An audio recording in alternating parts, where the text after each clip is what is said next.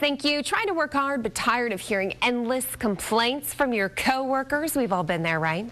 Author of Stop Complainers and Energy Drainers, Linda Swindling, joining us now with how to stop people around you from whining so you can be a little more productive, get a few things done. Absolutely. And I didn't realize it was such a big problem. Yeah. We did a survey of more than 1,000 people. Okay. And get this. 11% of the people that we surveyed said they'd left their job because of a complainer. Yeah. 77% said they're spending 3 to 6 hours at least a week with these crazy people. And then this was the big surprise to me. 73% of folks had actually said, I would turn down a raise and a promotion of $10,000 if it meant I had to work with a complainer, a chronic complainer every day. All the money in the world couldn't stop you from being annoyed and probably a little exhausted. What do? You're in a situation, you're sharing a cubicle, you work in an office with people that are just really draining you. Right, and you don't have power maybe to fire them or whatever. Right. A couple of things. One is not all the complainers are the same. Okay. So there's a free assessment people can take at stopcomplainers.com. Figure out which of the 4 or 5 types you've got. Okay. That's the trick. And the most common is the whiner. The whiner is, oh, I've got no solutions. Oh, life is so tough. Okay. So you ready? This is how you stop them. So you nod, you listen to them. And then you ask them a question. Wow, so what are you going to do about it, right? And then if they keep whining, you go, sure, I'm glad that's not my problem.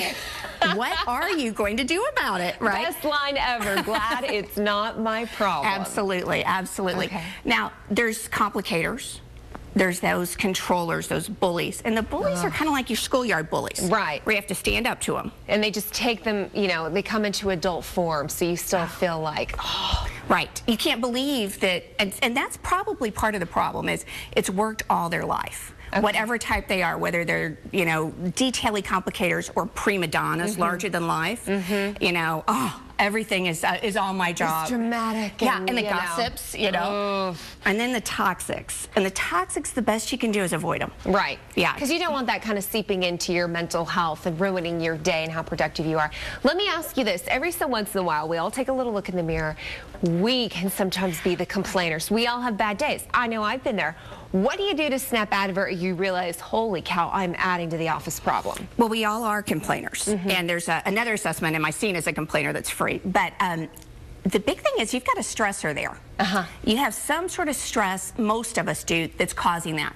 So you've got to really look at what's the stressor. Is it too many emails? Because a lot of people get a lot of emails or electronic, bombarding all the time. So what can I fix?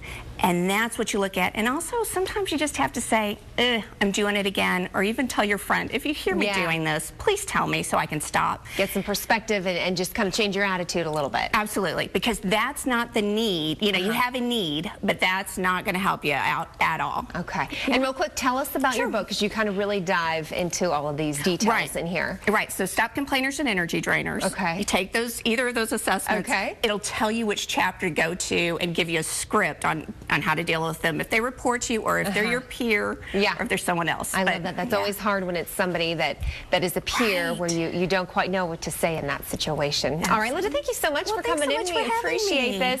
John, I got to say, we don't have this problem in our newsroom, right? I actually was going to say you folks don't have no idea how useful this is for Stephanie spending 8 hours a day with me. All right, 6:19 right now.